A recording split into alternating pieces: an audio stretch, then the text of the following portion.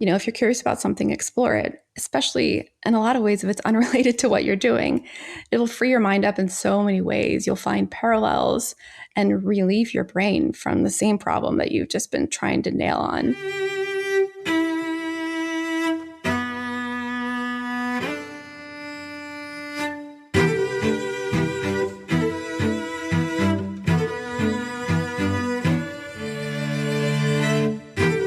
Welcome to The Knowledge Project. I'm your host, Shane Parrish. This podcast and our website, fs.blog, help sharpen your mind by mastering the best of what other people have already figured out. If you're hearing this, you're not currently a supporting member. If you'd like early access to the podcast, ad-free episodes, special episodes, transcripts, and other subscriber-only content, you can join us at fs.blog/podcast. Check out the show notes for a link. Today, I'm talking with Kris Cordle, most recently the Chief of Staff at Slack. Kris has spent the past 12 years working directly with some of the best CEOs during her time at Yahoo, Twitter, and Slack.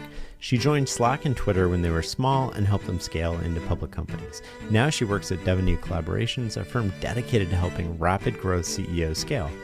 We're going to talk all about her upbringing in a religious cult and how that shaped her world, automatic rules for success, lessons about decision-making and scaling, why it's hard for founders to scale in particular, the common patterns to success, and so much more. You'll walk away from this episode with a new perspective on leadership and practical tools that you can implement today with your team. It's time to listen and learn.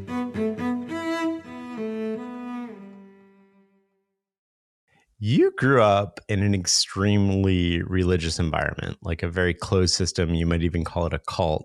How has that influenced how you see the world? Well, to start off, let me explain what that was like. And cults are very big these days. Lots of TV shows about them. So, my thunder is stolen a little bit here, but it was sort of similar to what you might see in a Hasidic Jewish community or conservative Mormon group. Essentially, it was this group of a couple hundred people. We had no interaction with the outside world except, grocery store and, of course, knocking on doors to invite others to join. No secular movies or music, long skirts, no booze, no touching the opposite sex until marriage, of course. In fact, in my college, I went to a college that was run by this group. As a woman, the only majors you could choose were to be a teacher, a church secretary, or a major called Christian womanhood, which essentially we called the MRS degree, to, get married, be the wife of someone who was working in the ministry. And I decided to study to teach English. And I tried to take the Greek class that we had at the college. And I was told that I wasn't allowed to take that class because that wasn't, the level of knowledge that was necessary for a woman. So very different from the world that I am in today. But a lot of the things distilled in me at a young age have been really helpful into getting where I am and also helped me in my role. Things like humility, which, in terms today, I might maybe talk about like death of ego. Compassion, empathy is kind of another parallel to that. Servant leadership, really caring for people, seeing them. And then, of course, building a sense of community towards a greater good. And I had this goal early on of wanting to, and actually the most ambitious thing that I could be was to work alongside a leader, to support someone in the background. And I thought a lot about what that would require. So lots of observation, kind of guiding behind the scenes and, small advice here and there. And it's funny in a lot of ways, it's parallel to my work now. But on the flip side of that and breaking out at the age of 26 through a certain set of circumstances, I separated from that community. And in breaking away, I kind of had to leave everything that I ever knew, both, emotionally, intellectually, and my core belief systems were just, I had to start from ground zero again. And in that experience of separating from everything that I've ever known, I did this 180 and had to question my purpose in life. My purpose before was saving souls from eternal darkness and hell, and everything else after that seems kind of, insignificant. But, figuring out my own way and, that process of having to do that has kind of felt like everything after is so easy. So in the work that I do, I work with these highly intelligent individuals who are leading these large organizations that are really affecting the world, how the world communicates. But, being able to speak truth to power in that situation and realizing that transition out of, religion into a personal discovery of science and learning about evolution. It's taught me about our ability to change and grow and adapt to new environments. And that to me is just so exciting, even just as a concept. And then to be able to apply it in my work has been really rewarding. I want to get into a deep dive on some of that and how you apply it and what you've learned in your role. But before we get there, I've been thinking a lot lately about automatic rules for success at a personal level. What are the rules that we can make for ourselves that put us on the path for success? For each person, these are different. And I'm curious to hear what your automatic rules for success are. Yeah, I'd have to say the first one that applies to work and personal is delegation. And that may seem pretty simple, but as a person who was taught I'm here to provide for others, to serve others, the fact of having someone else do something for you was a really difficult concept. But in working with the people that I've worked with and in my own personal life, I've realized that you should only be doing the things that you can do. And yes, this might cost a little bit of money, but I've realized, and I've seen in other people, whether it's people that I've worked with or the people that I've worked for, that if you can free up your mind space, free up your time to be doing the things that only you can do, you'll be a lot more successful in the things you're trying to do versus me trying to, figure out why my roof is leaking, or, that's a very simple and obvious answer, but there are a lot of parallels in life. Another thing is constant learning. And I've had the fortunate experience of having to learn about the world at a later stage in life. And I feel so grateful for that because I'm in this phase, in this constant phase of like, everything is new. Like, what do I not know? Like, what else is like, I've learned the more you know about something, the less you know about it. And that to me is so exciting because the answer just used to be because God, you know? So and that could be, constant learning could be the people you surround yourself with. And I feel lucky in Silicon Valley, there's so many interesting individuals. And sometimes it's unfortunate, it's a little homogenous in terms of what people do. But, I've got a friend that's a neuroscientist, a particle physicist, someone that's doing CRISPR research. Like just being able to sit down with those people and ask them questions, and people want to have a conversation, and you have something to bring to other people as well. And that exchange is just really beautiful and a part of what makes us human and what's made us be able to adapt and grow as humans. So delegating, constant learning, and then this last one, has been developed over time is just to turn it all off. turn the electronics off, but also turn off the constant need or desire to optimize. And I think people like you possibly, or people like me, who think like, how can I be faster at this? Even like little ways. I'm going from this room to this room. Like, what's the most efficient way that I can go, and what can I bring with me? And and that's just, it's a cognitive overload. And I feel just being able to turn off the electronics, your brain, and just really, it's a form of meditation in a way. So those are some of the things: delegating, learning, turning it off, that I utilize. Well, let's double click a little bit on delegating. What are the ways that we delegate more effectively? What have you learned about delegation? How do we become more effective at delegating? It's really a mental hurdle, honestly, for people. There's the perception of like, I don't want to make someone else do this. Well, a lot of times people need the opportunities or they need the growth experience. A lot of times you think it could be expensive, or I think the real fear that a lot of us have that we don't want to admit is based in anxiety, and that's no one can do it as good as I can. And let's just go with that and say, perhaps no one can do it as good as you. It's unlikely. But if that's the case, is that, like I said before, are you doing only the things that only you can do? And making sure that the things that only you think you can do are actually those things. There are a lot of talented people out there, and you have to give up and release that anxiety of, this may not be perfect. This may not be the way that I would do it, but I've got to let go. I want to double click a little bit too on turning it off. How do we learn to turn it off? How do we turn off that part of our brain and not only walk away from electronics, but walk away from the constant hypervigilance, and I need to listen to an audiobook, I need to read a book when I'm in line at the grocery store, and just constant sort of self-improvement with no time to digest that material. It's always sort of like, what's next? Yeah, I mean, this is one of my key things because I struggle with it so much, honestly. when you're talking about listening to audiobooks, I'm there. I just looked at my Audible stats and I'm up to reading listening to like 50 hours a week right now. Like, okay, maybe that's a sign for me. But, how to turn it off, I think you just have to go cold turkey. I'm fortunate to live in an area where I can go on a walk and not have cell service. I can choose to walk one way or another way. So making that choice to walk to the right where I won't have cell service because, the temptation is huge and there's always something that seems really important. But taking that step back, it's so relaxing. It's just this like cognitive massage, it's what we need.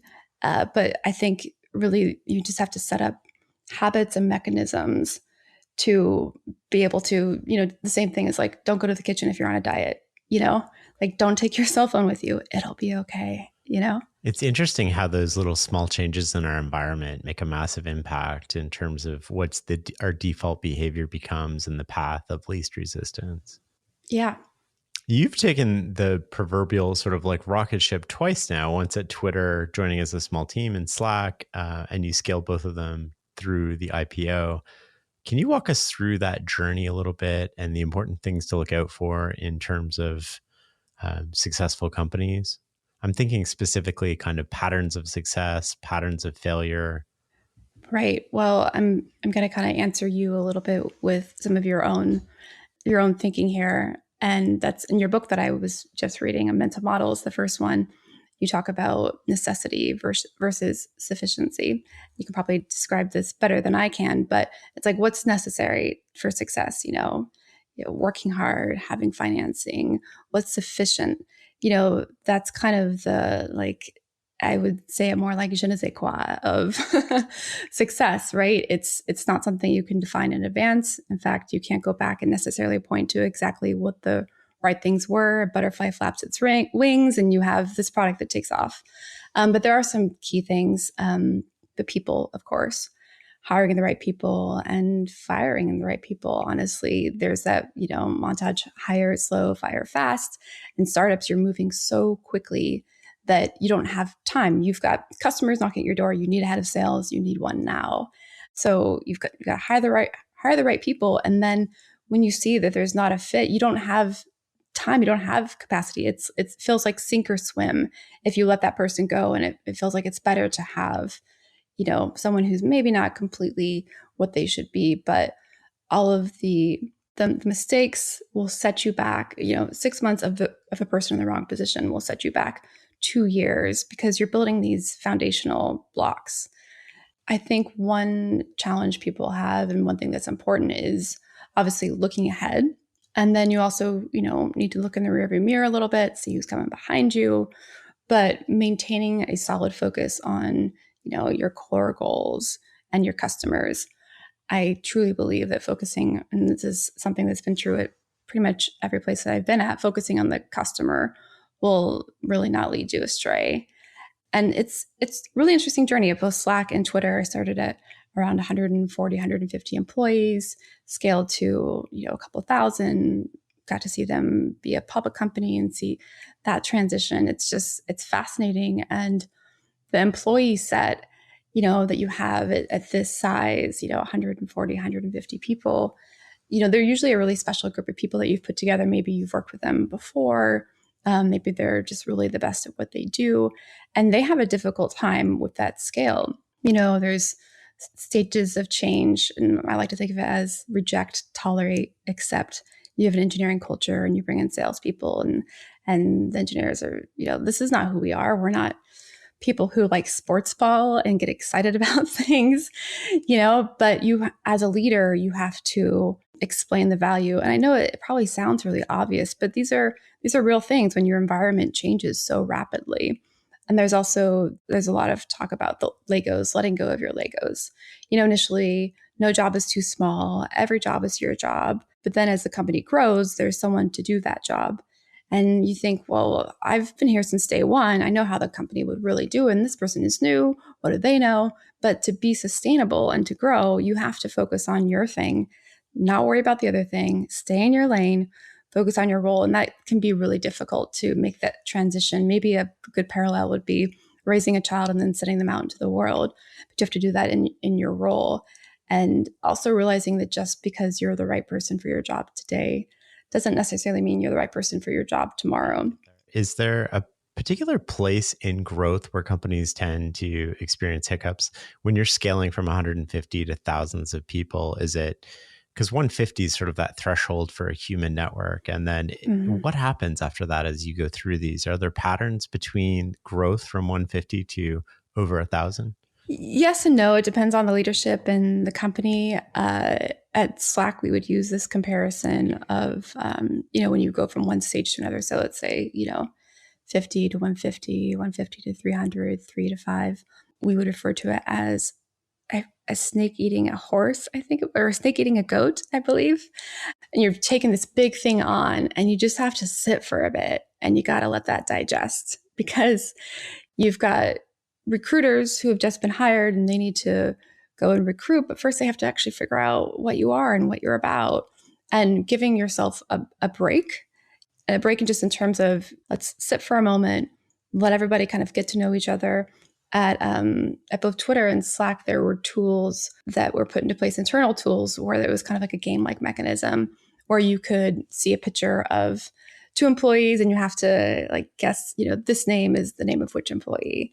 And there's little things like that that obviously aren't sustainable in the long run, but can give faith from the people into the leadership that, there's still an attempt to try to keep like what you had at the beginning.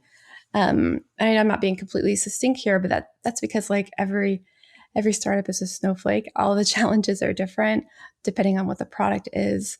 I would say the biggest thing really is the people, and culture is so important. And sometimes there's this balance you have to play of how much do you focus on the culture and how much do you focus on the business? Like which one is the priority? And there's not really a priority. It's this fine balance. But that's kind of really the key thing, I think, is finding that balance and also bringing the people along mentally. You mentioned hiring and firing as being very important and sort of firing quickly. Talk to me a little bit about that. What have you learned about hiring and firing? And in cases where you've left people in their position too long, when you know all along it should have been addressed earlier, what's happened? Yeah, I think a lot of times the people that I've worked for and with, and the reason I work for and with them is they are kind people, and I think especially as a first-time CEO, which are people I'm going to be working with in the future, and similar to folks I've worked for in the past, is you care about people. You see this person, you see that they're trying, you see, their family situation, that this is a huge opportunity for them, both in their career and also, in their industry.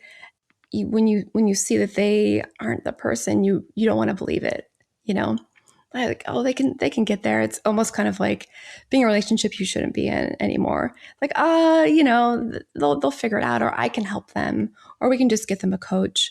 And a lot of times the small things can be solved, but overall, you've got to develop that understanding that it's best for them in the long run. And there's ways to treat people kindly, of course. In terms of the hiring aspect, it's really interesting. Startups rely a lot on their investor base to introduce them to people. Silicon Valley is, talk about a cult, the cult of Silicon Valley and the community. It's all about who all the jobs I've gotten have been through someone that I knew. And there can be this danger, though, in that you have this investor and that they're just interested in your success, right? That's success for you, success for them. However, they also have this other network and this other group of people that they are trying to please. So they've got this guy who's let go of this job, and they're like, "Ooh, I can quickly put him in this puzzle piece of your company." And like, "Oh, this guy's great. Yeah, hire him. He's amazing." But, you have to realize that they're playing both sides in a way in terms of their network.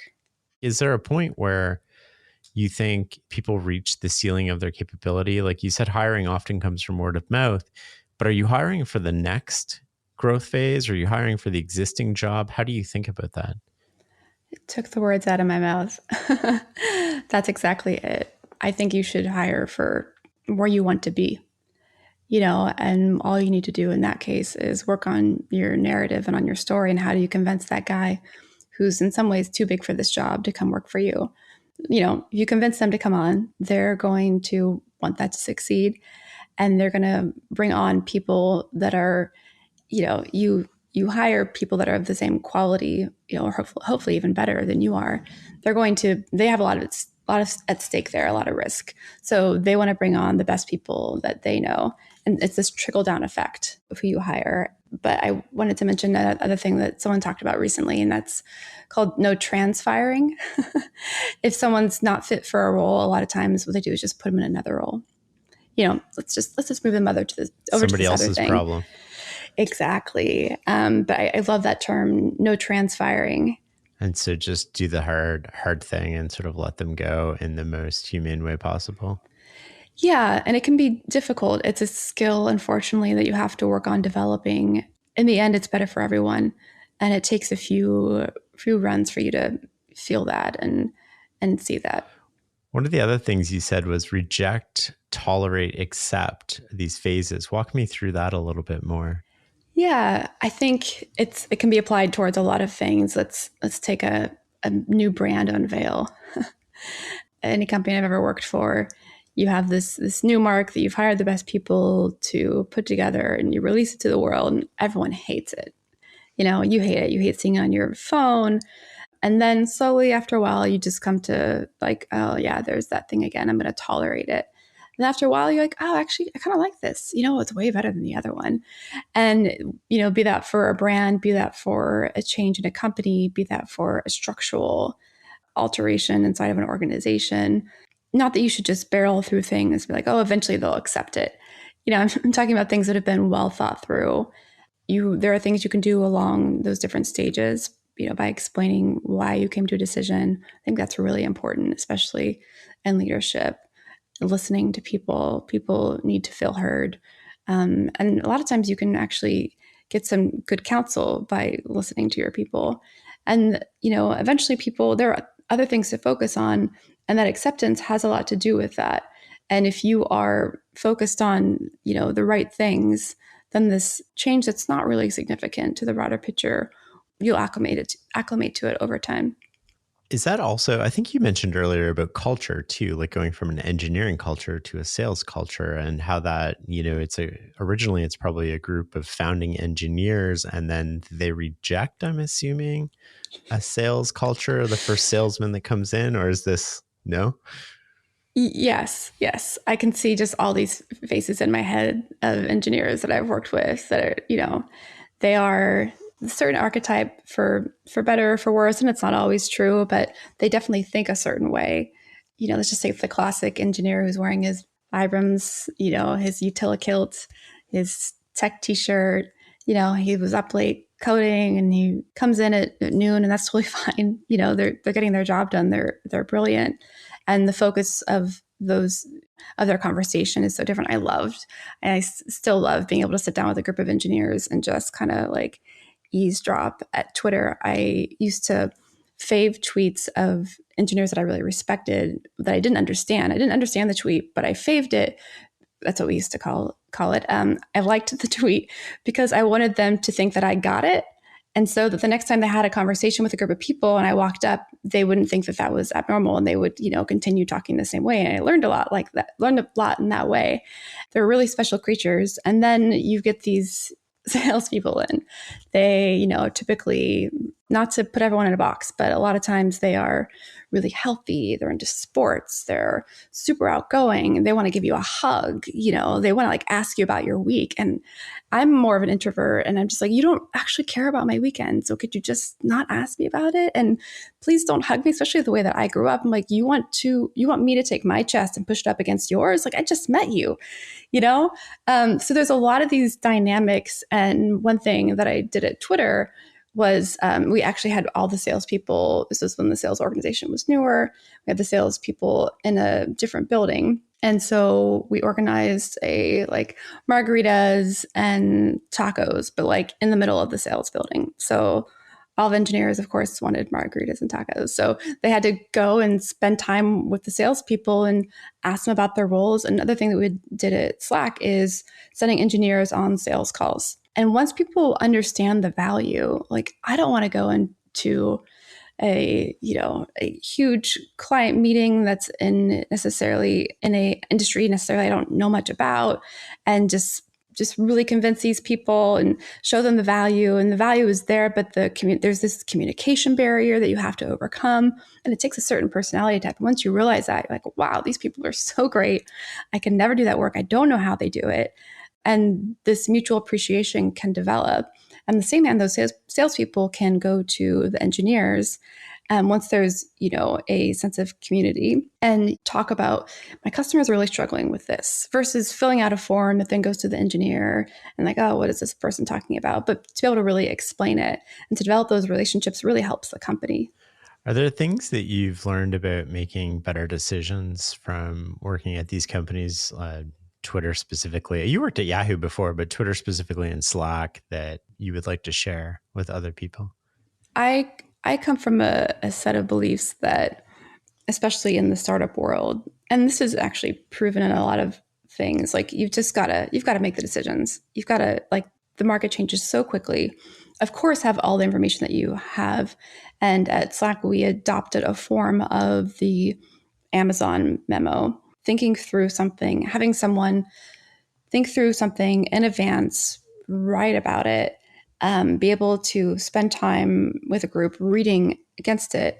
And the format that I always like to follow is, here's the situation, here are 3 different solutions, here are the pros, here are the cons, here is my recommendation.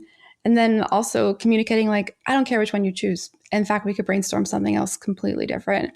And the real key there in that thing is the person who's, or the group of people that are writing that memo or coming up with these propositions understand the full context. So they don't understand the full context of the situation, then they're going to get into that group of executives and someone's just going to brush them off like, well, they don't really get what we're trying to do here.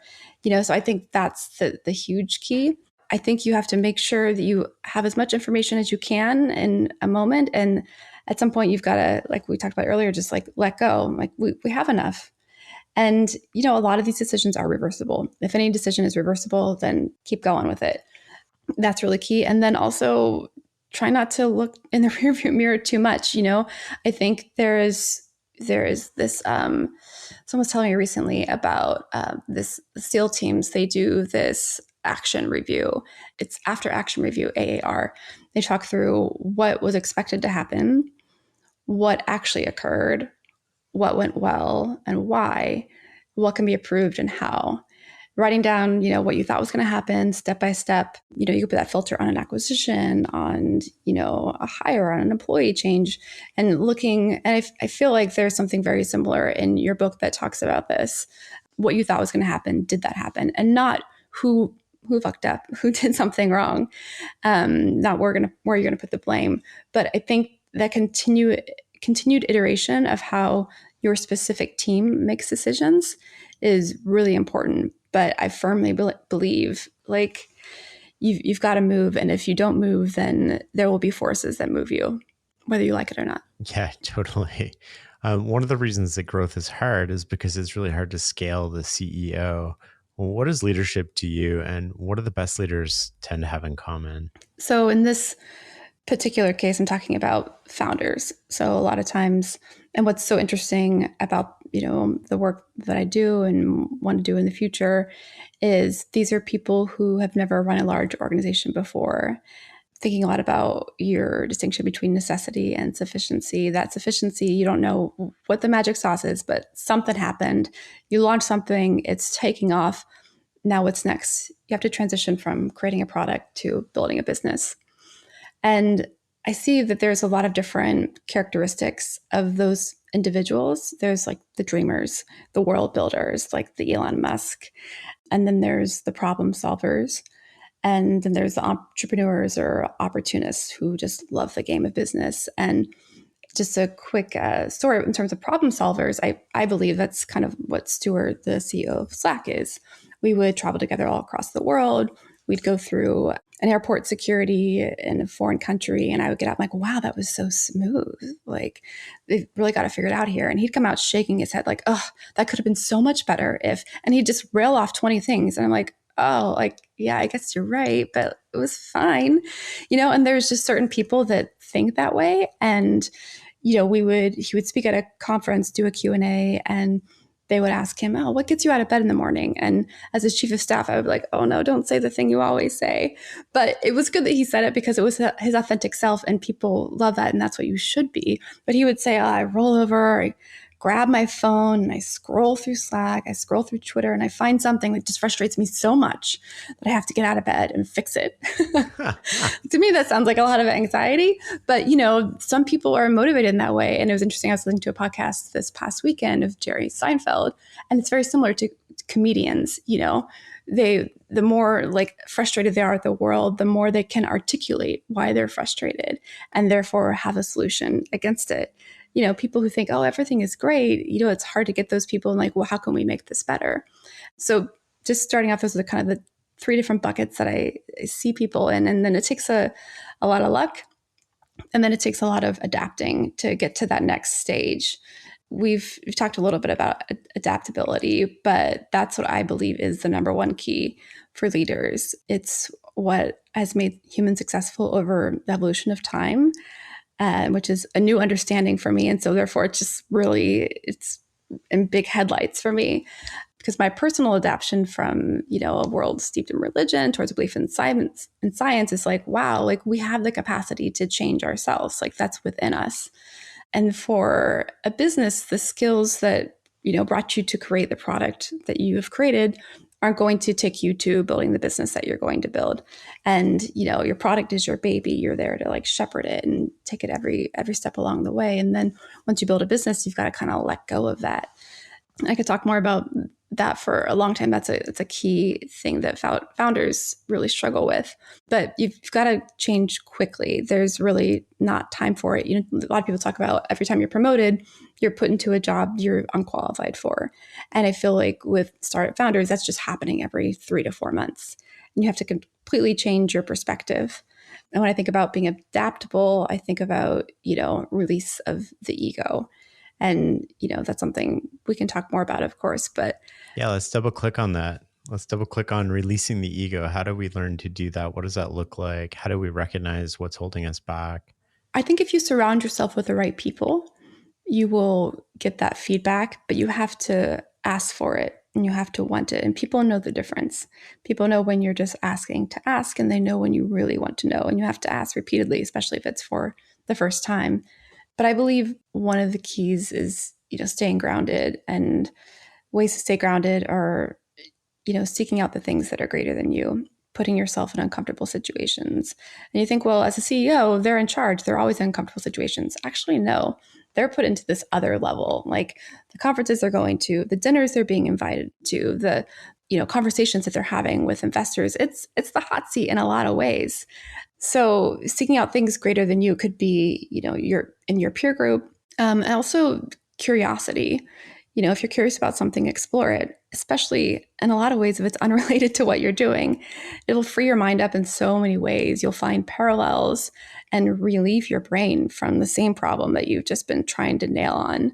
When I think about my own personal journey, like coming into the world is kind of how I describe it, and having to like figure out, how does one even order a drink at a bar? Like, who is Michael Jackson and what is this song? And I went to Paris for a year after Twitter and did a French immersion course. And that like gave me that same like buzz, like, I don't know what I'm doing here. And it just like, you have this like heightened like state of alertness because you're like, I've got to figure this out. And it's almost kind of this adrenaline thing. And I feel you can replicate that about anything that you're curious about. I'm reading a book on mosses right now. Like, I don't know anything about mosses. Like, what can I figure out? And a lot of people that I've worked with and the people that I've known that have been really successful are like that. They'll come into work and be like, hey, did you know? And like, no, I didn't know that. Complete random fact. Can we get back to this? But actually what that does, there's patterns everywhere in the world. And giving yourself that break, freeing your mind up is really helpful. So that's, seek out things greater than you. And also really important is not believing your own narrative or your own story. When you found a company, you hire a PR firm, they sit down with you and like, all right, like, let's make an origin story. Where were you when you thought of this? Was there a napkin? Did you go to a garage? Whose garage was it? And they weave this beautiful story that, gives you buzz, makes you interesting, memorable, but a lot of times what percentage of it is completely accurate and how great you are or how you thought of this great idea. A lot of it is usually chance, and one person said this and one person said this, and it kind of all came together and you can't remember exactly how it happened. But if you put your self-worth into that narrative that you've been repeating over and over again to, reporters or on stage and been reading about yourself, in terms of like even hiring people, if you put your self-worth into that, then you're going to be sorely disappointed. And there's this blog post by Aaron Zamos, who's the former head of PR at Square, and it's called "What's Your Hour in Silicon Valley Time?" It's so great and it's so true. He has this clock and he walks you through how you're this up and comer, then you're an industry disruptor, you're hottest company, then you've like rapid growth, and then you're the biggest thing ever, and then your product kind of sucks. You're never going to make money. You can't do it right. Your privacy issues are horrible. You're the evil empire. Like you're going to go away soon. Competitors are coming for you. But then there's this like rebirth story and the comeback. And then, the CEO who has a new vision. And it's this cyclical thing because, stories are interesting and change is interesting.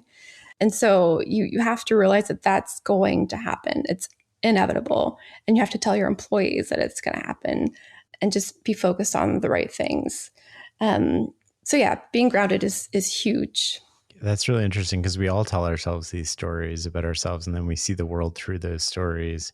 And then, unintentionally, we probably insulate ourselves to people who might poke holes in those stories. Are there patterns that you've seen that we can prevent that or catch ourselves when we're starting to walk down that path? Yeah, I think maintaining relationships that you've had for a long time, it's difficult, especially when your life changes. A lot of people could think, oh, well, that person's they're too good for me now, or they have important friends now. But, those are the people that you want to hold on to, those people that have known where you came from, known who you are, who are going to treat you disrespectfully and, in a friendly kind of way. And ask those people to call you out, invite them to come. Will you come hear me speak at this thing? And like, what did you think about that? Tell me for real. Open up yourself to that kind of feedback. And it just really goes back to that sense of being willing to learn and to grow. I think is just really key. What are some of the biggest mistakes, without getting into names, maybe that you've seen leaders make inside these organizations? And what was that impact? And how was that even recognized by the organization? Was it quick or slow? And I'm not going to talk about specifics really, but I have a lot of friends who are in this line of work in tech. I know a lot of other chiefs of staffs of companies that, you would know. And, you get together and you talk about the things, and it's pretty much a lot of the same things. And they're all kind of applicable to our daily lives. There's this sense of leadership that, you're have this higher perspective, right? Not that you're better than someone, but you are the only person that can sit in this seat who can have all of this information.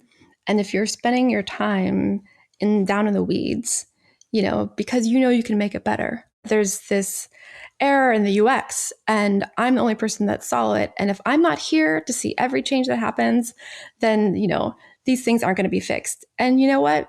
Maybe that's true. Likely you should hire someone that's good, and perhaps they won't catch everything, but it's almost like some people want to wait around for that one thing that's wrong so they can prove, see, look, you need me here.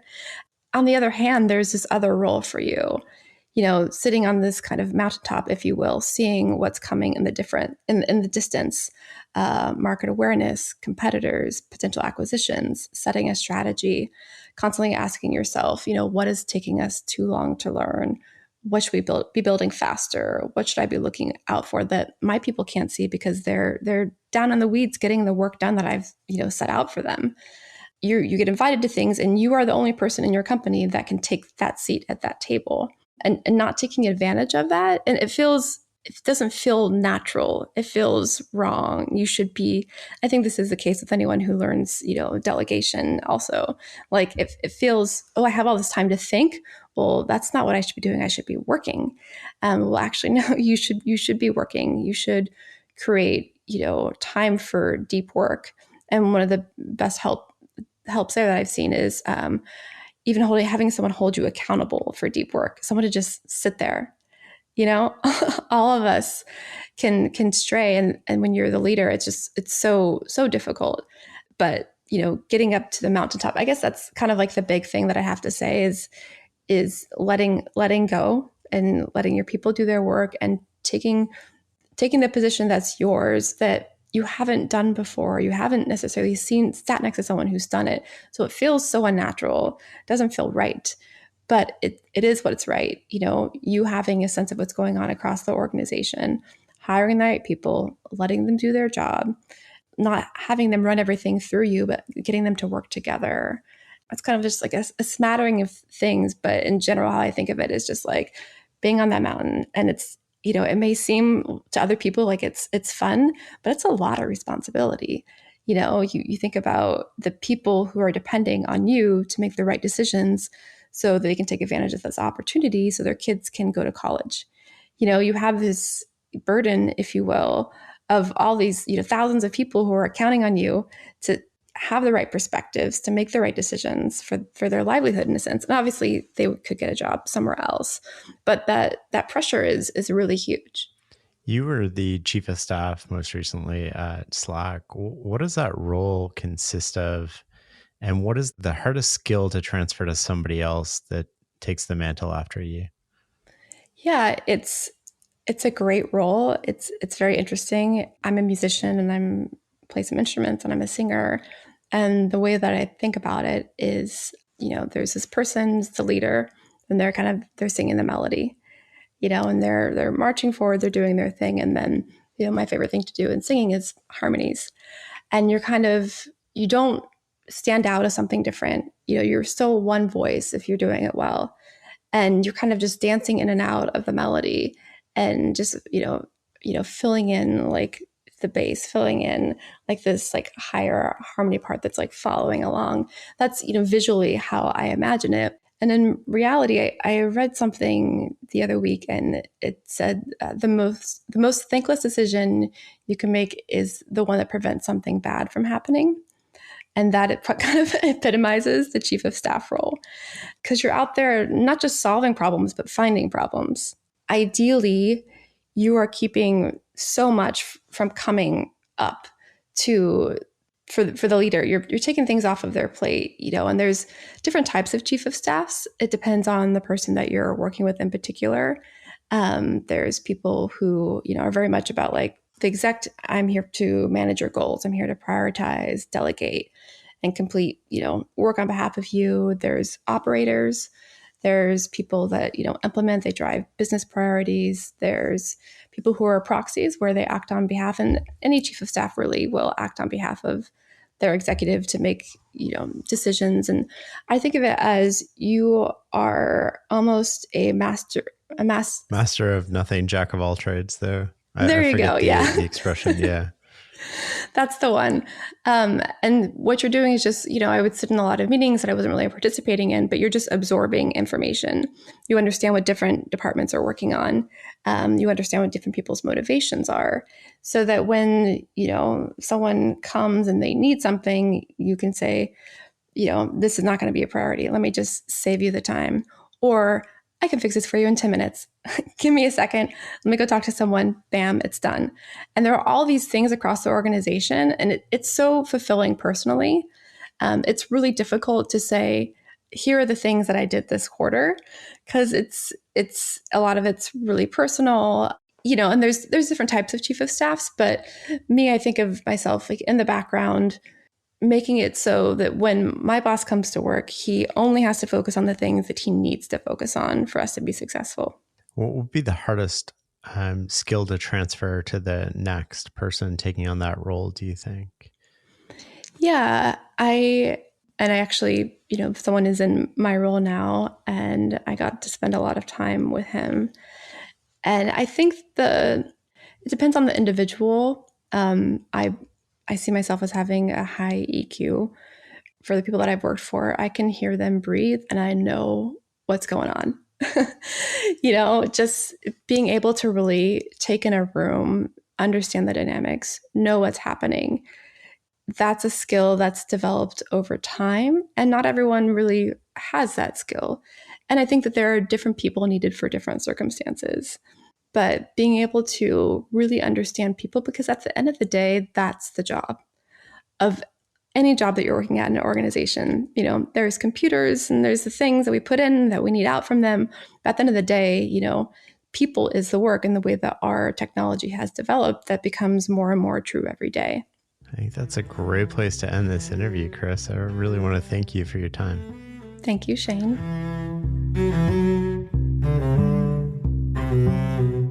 Hey, one more thing before we say goodbye.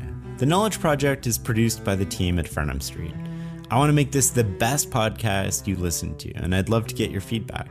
If you have comments, ideas for future shows or topics, or just feedback in general, you can email me at shane@fs.blog or follow me on Twitter at shaneaparish. You can learn more about the show and find past episodes at fs.blog/podcast. If you want a transcript of this episode, go to fs.blog/tribe and join our learning community.